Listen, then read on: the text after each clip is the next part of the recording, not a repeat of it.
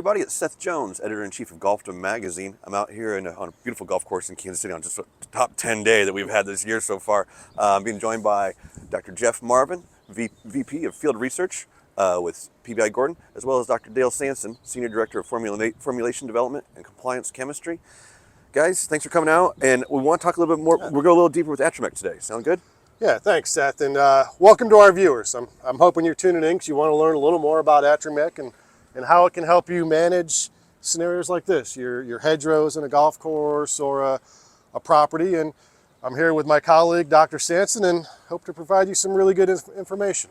So we're going to be actually on the golf course for once. Usually we've been talking about this in the lab. So first, do you guys want to walk me through how would the Golfdom Raiders get the most use out of this product to help them save labor and make the course look great?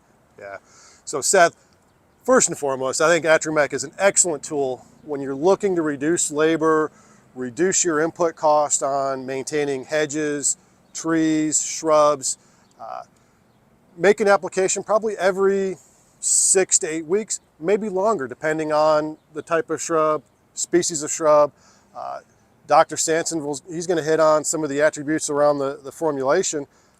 Easy to use. Well, thank you, Dr. Marvin. And as you remember back in the lab, we were talking about the attributes of the formulation of Atrimmec. When you look at other plant growth regulators on the market, usually you have a lot of odor associated with them. They're usually a solvent-based product. Atrimmec is not that way at all. Atrimmec is a water-based or an aqueous-based formula, which means you add it to the spray tank, attains that nice homogeneous mix. You don't have that odor. The other nice attribute about Atrimmec is the fact that it can be tank mixed with other partners. Things that come to mind are fungicide applications, insecticide applications. The only takeaway from that is look at the SDS sheet of the tank mix partner. Make sure that whatever you're mixing with Atrimmec is not at a pH below 6, because you can degrade the Atrimmec. But lots of good attributes there, Seth. Okay, great. Yeah. Should we give a little demo? You want to walk us through it? Sure, absolutely. Okay, so Dr. Marvin, we got Dr. Sanson down here. Will you go ahead and walk me through the best practices for our readers to know about? Yeah, Seth. So as we can see, Dr. Sanson is going to start to make an application to this jasmine hedgerow. Now, we've already gone ahead, mixed up the appropriate amount. This was 2 ounces of product in a gallon of water to cover this hedgerow. And really what Dale wants to make sure of is, as he's making this application, we're getting an even and uniform coverage over the entire hedge. So that's the top, that's the front, that's the back of the hedge. We want to make sure the entire hedge is covered so that you suspend that growth and you get the full benefit of Atrimmec, so that as a grounds manager, I don't have to come back here for 6 weeks, 8 weeks, maybe 10 weeks before I have to re-trim or re-prune this hedge. This is a classic example. What Dale is making is a foliar application.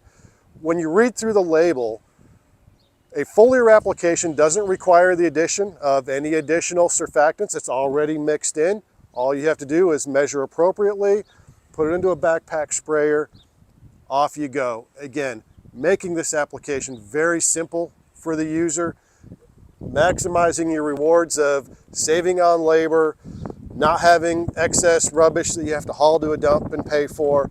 Just some really tremendous savings for the user.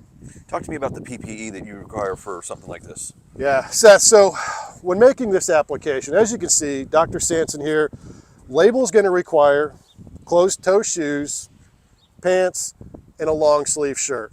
Now you can also see Dr. Sanson wearing safety goggles and some chemical-resistant gloves.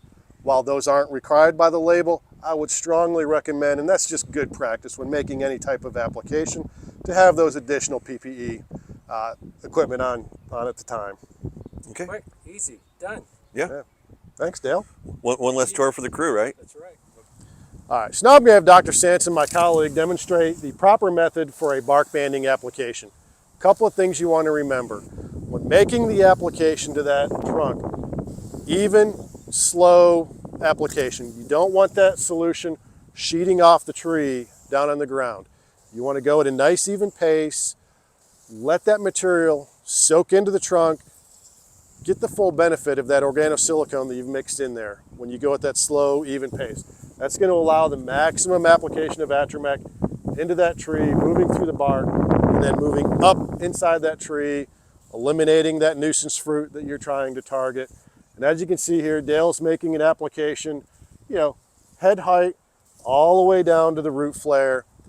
And as he's making that application, if it's 2 gallons, he may go around, let that dry, and may have to go around a second time to get the full 2 gallons of application onto a particular tree. That's a good point. You want to let this dry and then start again.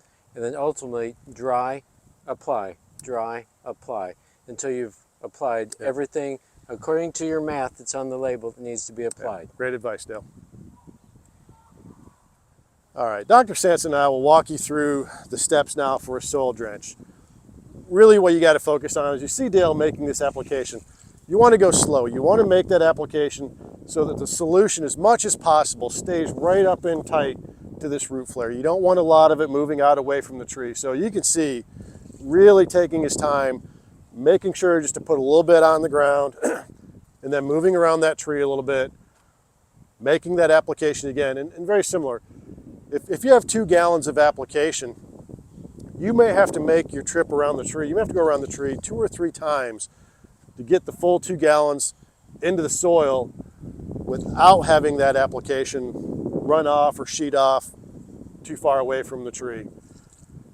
And as Dale's making this again, you're going to get the full benefit of that organosilicone that we mixed in there at 1 ounce. As you can see, there's a root zone that's exposed. That organosilicone is going to help the product penetrate that root zone, move up through the tree, and control that nuisance fruit. Dale, any other tips you'd like to add as you're making this application? Well, you touched on it earlier. What I want to do is to let that soak in. You can see some of the earlier application, I probably did a little bit too much. So I'm going to let that slowly soak in.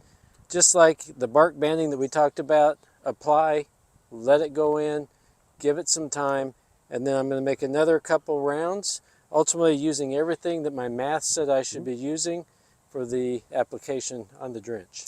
Great advice, Dale. Thanks.